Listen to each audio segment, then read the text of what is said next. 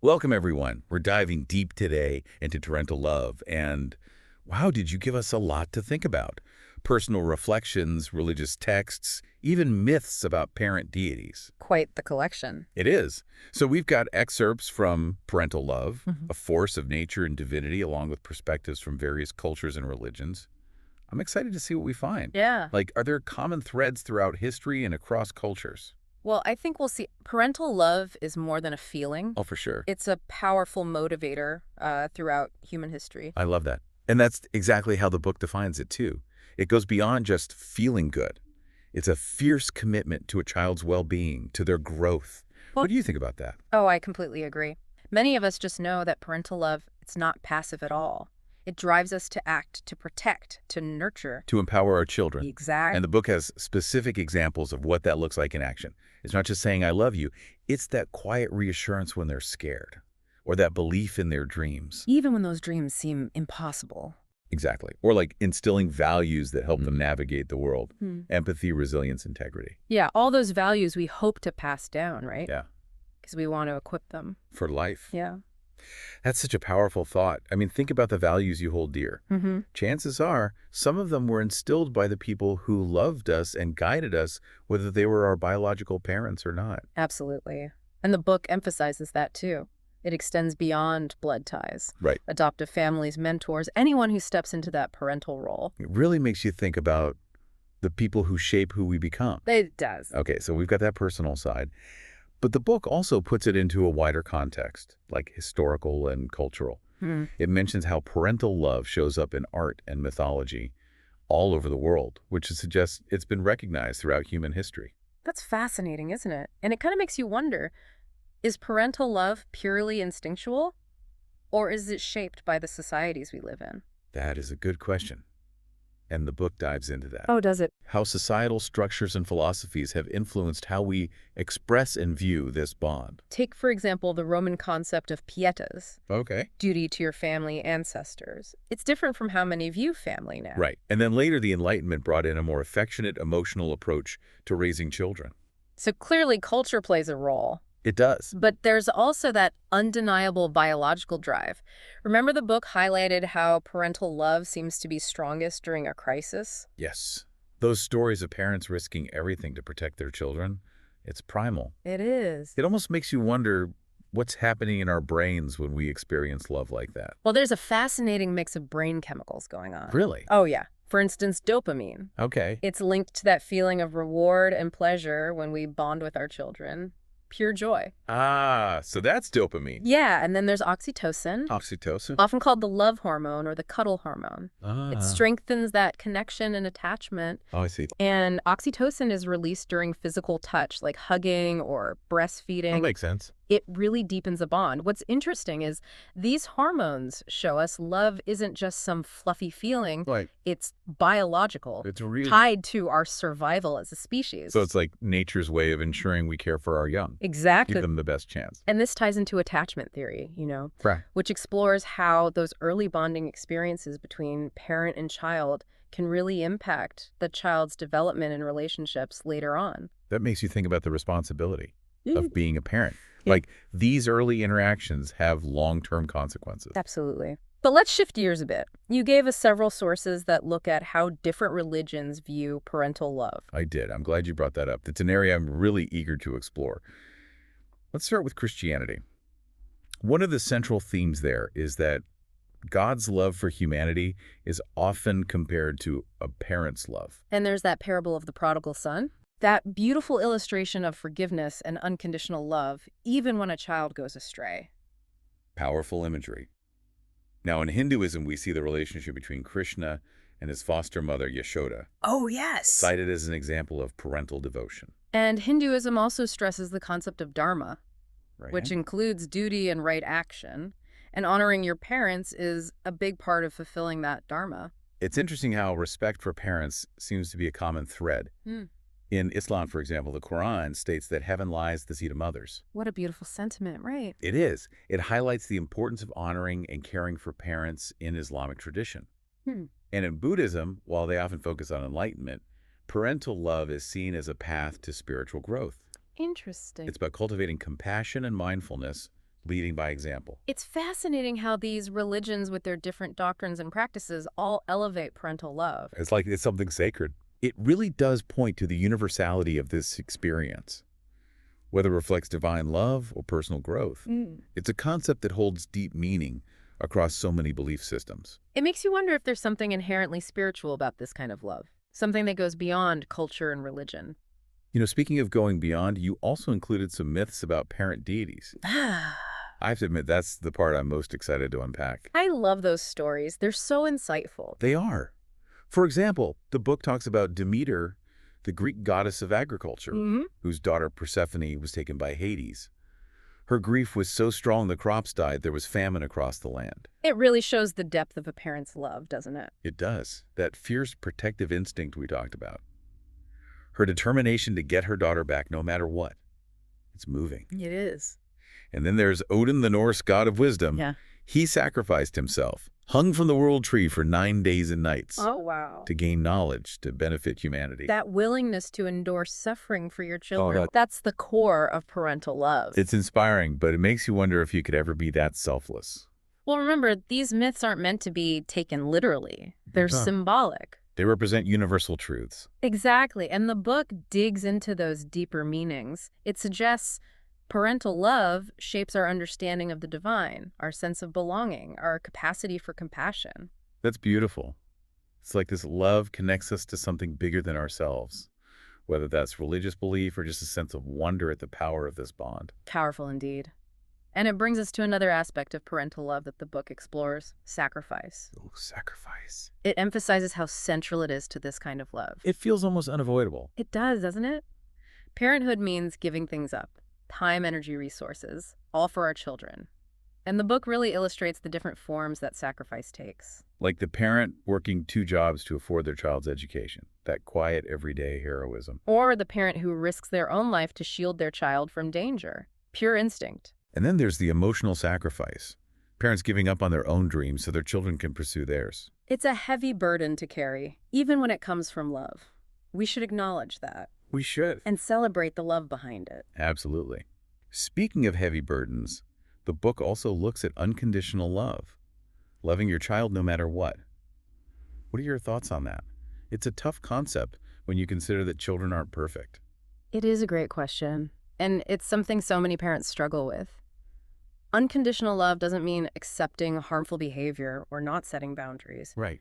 It means loving who they are at their core, even as you guide them and help them learn from mistakes. So it's about separating the behavior from the child. Exactly. You can disapprove of their actions, but still love and accept them as a person. Yes, it's about believing in their inherent goodness even when they mess up. And that belief can be so powerful for a child's self-worth and resilience. Makes sense. We want our children to thrive, to reach their full potential. And the book says parental love plays a big part in building that resilience and navigating challenges. It does. It's not just about shielding them from hardship, giving them the tools they need to face the world with confidence. What kind of tools are we talking about? Well, love itself creates a secure base, right? So kids can explore and face those challenges. Knowing they have unconditional love and support lets them take risks, try new things, and bounce back when they fall. If you know someone has your back, you're more likely to be brave. Exactly. But it's not just about providing a safe haven. The book also emphasizes parents modeling that resilience themselves. So we have to show them how it's done. We do, and along with that encouragement is so important. Believing in our children helps them believe in themselves. It sounds simple, It does. but I can see how powerful it could be. Oh, it is. A parent's belief in their child's potential can really impact their self-confidence and motivation. It can. Now, what's amazing is these aren't just skills for childhood. Right. They're life skills. Parental love is the gift that keeps on giving. Beautifully put. And it makes me wonder, how do these ideas about parental love play out around the world, in different cultures? That's a great question. We've talked about religions, but what about the bigger cultural picture? How do different societies celebrate and express parental love? And what challenges do modern parents face? Well, one of the biggest factors shaping parenthood today is technology. Oh, for sure. It's a double-edged sword. It is. On one hand, it connects us. It's great for education building communities. But on the other hand, it brings up all these concerns about screen time, online safety. Making sure virtual connection doesn't replace real-life interaction. That's a lot to balance, isn't it? It is. We're all figuring it out as we go. There's no easy answer, but one thing that's crucial is open communication. Oh, absolutely. Talking to our kids about online safety, setting healthy boundaries around screen time, encouraging a balance between their digital lives and offline activity. We need to help them develop those critical thinking skills, Yes, so they can navigate the digital world responsibly. make informed choices. Exactly. And it's not just technology changing the landscape of parenthood. We're also seeing a big shift in how we even define family. That's right. We touched on this before, but it's worth digging deeper. The traditional nuclear family, two parents, two kids house with a white picket fence, it's not the only norm anymore. It's becoming less and less common, actually. It is. Yeah. We're seeing more single-parent households, same-sex parents raising children, blended families, chosen families formed through strong friendships. It's beautiful, isn't it? It is. It reflects the diversity of human experience. It does, and what's most important is that love and commitment can exist in all these different forms. Parental love isn't limited by biology or legal documents. It's about the emotional bonds we create and how we show up for the people we care about. That's so well said. It's a great reminder that family is what we make it. But let's be real, even within loving families, relationships can be tough. Parents and children don't always agree. Of course, conflicts are normal in any close relationship, especially as kids grow and become more independent. It's easy to get overwhelmed when those conflicts come up, especially when you feel like you've given so much to being a parent. It is, but it's important to remember those challenges don't mean there's no love. Yeah. They just show how complex human interactions are. That's a good point. So how can parents navigate those tricky situations? The book had some strategies, and I'm curious about your thoughts too. One of the most important tools is empathy. Trying to see things from our child's point of view, even when we don't agree with their choices. That's tough, Yeah, especially when you think you know what's best for them. it is. We have more experience and we want to protect them from making mistakes. But sometimes the best lessons come from those mistakes. Even if it means discomfort or disappointment. Exactly. So it's about letting go a little, letting them make their own choices and supporting them through the consequences. That doesn't mean we approve of everything they do, but it's about holding them accountable while still showing them our love is there no matter what. Exactly. And how about setting boundaries? You mentioned that earlier. I did. How can parents do that without feeling like they're stifling their kids? It's a balancing act for sure. But healthy boundaries are key. They give structure and clarity. Okay. They help kids understand expectations and build responsibility. So it's not about being controlling. No, not at all. It's Huh. about building a framework that allows for security and freedom. Think of it like a garden. You need fences to keep things safe, but you also need space for things to grow. I love that analogy. It makes perfect sense. So clear expectations, open communication, a balance of support and space. That's a great recipe for healthy parent-child relationships. It is. Yeah. And it's important to remember, no relationship is perfect. There will be bumps in the road. There will. But even amidst those bumps, we can always come back to that love. Absolutely. And that takes us back to celebrating that love. Yes. We talked about creating rituals of appreciation, Mhm. like sharing gratitude at dinner or writing little notes. Wonderful ideas, and we can also be more intentional about incorporating appreciation into special occasions, birthdays, holidays, milestones. It's a chance to acknowledge those we love and express our gratitude. To make those moments meaningful. Exactly. And let's not forget the power of passing down traditions. Such a beautiful way to connect generations. It is. Whether it's sharing family recipes, telling stories about ancestors, or celebrating holidays, it gives us a sense of continuity. You have shared history. It helps us understand who we are and where we come from. And by passing them on, we're ensuring that legacy of love continues. Powerful, isn't it? It is. But celebrating parental love goes beyond rituals and traditions, right? It's about how we live it every day. Absolutely. It's about being present with our children, truly listening and supporting them without judgment. Celebrating their wins, comforting them during setbacks, cherishing those simple moments. Being patient, forgiving. And remembering that even on the hardest days, love is the strongest force we have. It can heal wounds, build bridges, create a brighter future for everyone. Speaking of brighter futures, I was struck by the resilience of the human spirit in these sources. Yes. The stories of parents overcoming the odds to provide for their children, to protect them from harm. It's inspiring. It's a testament to parental love. It reminds us this love isn't just a feeling. It's about action commitment, unwavering belief. Absolutely.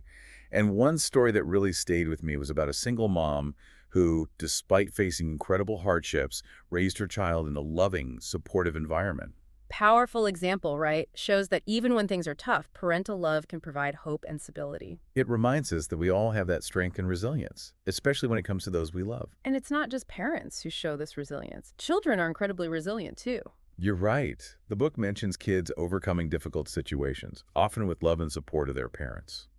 Like that young boy who was dealing with a serious illness, but he stayed positive and kept pursuing his passions. His parents' love and support must have made such a difference. It's beautiful, isn't it? Even in the darkest times, love brings light and hope. It's a powerful image. And brings me back to that question you asked earlier, the one I think we should all keep in mind. What will your legacy of love be? So we've talked about how powerful parental love is, the biology, the cultural and religious aspects, and how it shapes lives. But you're right, things are always changing for parents. What challenges and opportunities are out there for parents today? It is a fascinating time to be a parent. So much is new for this generation of parents. New technologies changing social norms. Definitely. Let's start with technology. Yeah. It's everywhere, and it's changing how we parent and how our kids see the world. Think about it. Our kids have grown up with smartphones and the internet. It's all they've ever known. They're digital natives. Exactly. And while that opens up incredible opportunities for learning and connection, it also creates a whole new set of challenges for parents. Yeah, it's a constant balancing act. It is. We want them to benefit from these amazing tools, Right. but we also have to protect them and make sure that virtual connection doesn't take over real life. You've got it. And we're all kind of making it up as we go along. There are no easy answers. But one thing that seems crucial is open communication.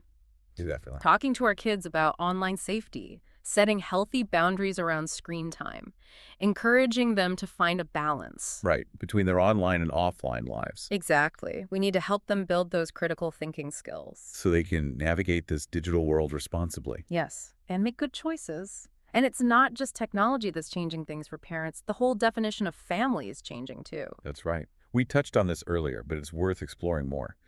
The idea of the traditional nuclear family, 2 parents, 2 kids house with a white picket fence, it's not the standard anymore. It's actually becoming quite rare. We're seeing many more single-parent households, same-sex parents raising children, blended families, and chosen families formed through close friendships. It's a beautiful reflection of just how diverse human experience is. It is. And the most important thing is that love and commitment can thrive in all these different family structures. Parental love isn't limited by biology or legal papers. It's about the emotional connections and how we support the people we care about. I love that family really is what we make it. Hmm. But let's be honest. Even in loving and diverse families, relationships can be challenging. Parents and children don't always see eye to eye. Of course not. Conflicts are a natural part of any close relationship, especially as kids get older and want more independence. It's easy to feel overwhelmed when those disagreements happen, especially when you feel like you put your heart and soul into parenting. It is. But we need to remember that those challenges don't diminish the love. Right. It just highlights the complexity of human relationships. So true. So how can parents deal with these tricky situations? The book talked about some strategies, and I'd love to get your perspective too. Well, one of the most important things is empathy. Really trying to see things from your child's point of view, even if you don't agree with their choices. That's easier said than done, though. It is. We have more life experience, and we want to protect our kids from making mistakes. But sometimes making mistakes is the best way to learn. Even if it means they go through some tough times. Exactly. So it's about letting go a bit, letting them make their own choices and being there to support them through the consequences. So it doesn't mean we have to like everything they do. Not at all. But it's about showing them that our love is constant, even when we don't approve of their choices. Precisely. And what about setting boundaries? We talked about that a little earlier. We did. How can parents set boundaries without making their kids feel stifled or controlled? It's all about balance. Healthy boundaries are so important. They create structure and clarity for everyone, and they help kids understand expectations and learn responsibility. So it's not about being a dictator. No, not at all. It's about providing a framework that allows for both security and freedom. A good way to think about it is like a garden. You need fences to protect the plants, but they also need space to grow. That's a perfect analogy. So clear expectations, open communication, a balance of support and space. That's a great foundation for healthy parent-child relationships. And we should always remember no relationship is perfect. Right. There will be challenges. Absolutely. But even when things are hard, we can always go back to that foundation of love. Exactly. And that brings us right back to the importance of celebrating that love. Yes, we were talking about creating those rituals of appreciation, like having everyone share what they're grateful for at dinner or writing little notes of thanks. Those are great ideas. And we can also be more intentional about bringing appreciation into special occasions, birthdays, holidays, milestones. They're all chances to acknowledge and thank the people we love. And make those moments really count. Precisely. And don't underestimate the power of passing down traditions. It's so meaningful. It is. Sharing family recipes, telling stories about our ancestors, celebrating holidays. It all gives us a sense of connection to something bigger. A shared history. It helps us understand who we are and where we came from. And when we pass those traditions down, we're making sure that legacy of love keeps going. It's a powerful thought. It is. But celebrating parental love is more than just rituals and traditions, isn't it? It is. It's about how we live that love every day. Exactly. It's about being present with our children. Really listening and supporting them without judgment. Celebrating their achievements, comforting them when they struggle, cherishing those everyday moments. Being patient and forgiving. And remembering that even on our worst days, love is the most powerful force in our lives. It can heal wounds, build bridges, create a better future for everyone. You know, reading these sources, I was struck by the incredible resilience of the human spirit. Oh, me too. The stories of parents overcoming huge obstacles to provide for their children, to protect them, to support them through tough times. It's truly inspiring. It shows the strength of parental love. It's more than just warm feelings. It's about taking action, commitment, and unwavering belief. Absolutely. One story that really stuck with me was about a single mom who, even though she was facing incredible hardships, managed to create a loving and supportive home for her child. That's such a powerful example. Shows that even in the face of adversity, parental love can offer hope and stability. It's a reminder that we all have that incredible strength and resilience within us, especially when it comes to loving and protecting those we care about. And it's not just parents who are resilient. Children are amazingly resilient too. So true.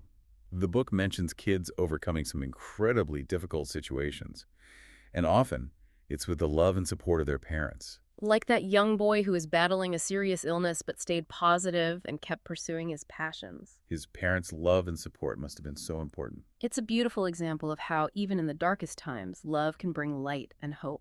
Such a powerful image. It brings us back to that question you asked earlier, the one we should all keep in mind. What will your legacy of love be? That really is a powerful question. It makes you think about your impact. Not just the big things, but the everyday choices we make, the way we treat each other, the values we try to live by. Exactly. It's those small acts of kindness, that ripple outward and change the world in ways we might not even realize. It makes me think about my own family, my community. Yeah. What kind of love do I want to show?